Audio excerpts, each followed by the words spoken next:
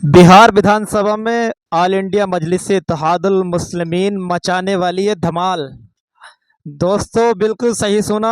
All India मजलिस इत्तेहादुल मुस्लिमीन इस बार बिहार विधानसभा में 35 सीटों पर इलेक्शन लड़ने जा रही है, जिसमें बहुत रोमांचक मुकाबला होने वाला है। आइए जानते हैं ऑल इंडिया मजलिस इत्तेहादुल मुस्लिमीन ने कहां कहां से अपने वो 35 कैंडिडेट उतारे हैं। आइए सबसे पहले हम बात करते हैं आमूर विधानसभा की, जहां से पार्टी के प्रदेश अध्यक्ष अख्तरुल ईमान साहब यहां से चुनाव लड़ेंगे और एक कड़ी टक्कर सामने वाली पार्टी को देंगे। दूसरी सीट जो है वो बलरामपुर है, जहां से पार्टी के आदिल हसन साहब चुनाव लड़ेंगे और इस सीट पर 2020 के चुनाव में आदिल हसन साहब का पर्चा रद्द हो गया था, जिसकी वजह से वो चुनाव नहीं लड़ पाए थे। लेकिन इस बार बलरामपुर से भी एमआईएम पार्टी जोरदार पार्टी टक्कर देगी। देखना होगा, इस बार का मुकाबला बहुत दिलचस्प होने वाला है बलरामपुर सीट से भी। और तीसरी सीट की बात कर लेते हैं, जो ढाका विधानसभा है, जिस पर राणा रंजीत साहब ऑल इंडिया मजलिस इत्तेहादुल मुस्लिमीन के एक कैंडिडेट हैं, जिसका अलाउंस बैरिस्टर असदुद्दीन ओवैसी साहब ने इलेक्शन की एक सभा में पहले ही कर चुके हैं। उनको भी ढाका विधानसभा से टिकट दिया गया है। एक मजबूत कैंडिडेट हैं और ढाका में भी इस बार मुकाबला बहुत ज़बरदस्त होने वाला है। चौथी कैंडिडेट एमआईएम पार्टी के नरकटिया से हैं शमसुल हुदा। ये भी एमआईएम पार्टी के कैंडिडेट हैं और यहाँ से भी पार्टी ज़बरदस्त टक्कर देने वाली है।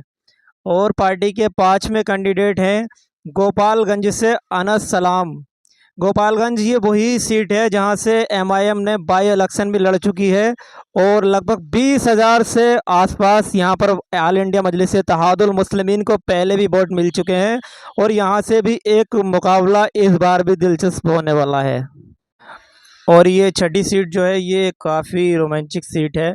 इस सीट पर काफ़ी बवाल भी हुआ है। आप लोगों ने सबने भी देखा होगा कि ऑल इंडिया मजलिस इत्तेहादुल मुस्लिमीन से लगभग 8-10 साल पहले से जुड़े हुए मौलाना अब्दुल्ला सालिम कमर चतुर्वेदी साहब को ऑल इंडिया मजलिस इत्तेहादुल मुस्लिमीन की जानिब से टिकट नहीं मिल पाया है। किसी बिना पर तरह तरह के अपने पार्टी के अपने तर्क हैं, मौलाना साहब के अपने तर्क हैं। उन चीज़ों में मैं नहीं पढ़ना चाहता।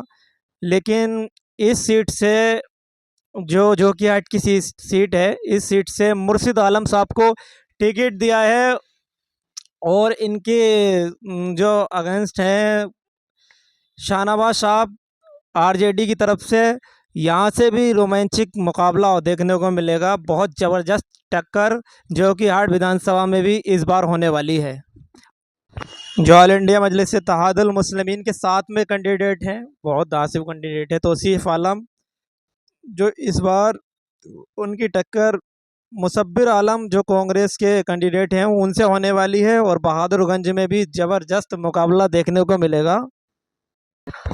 9वीं सीट से ऑल इंडिया मजलिस इत्तेहादुल मुस्लिमीन के कैंडिडेट शम्स आगाज़ हैं, जो किशनगंज से इलेक्शन लड़ते हुए नज़र आएंगे।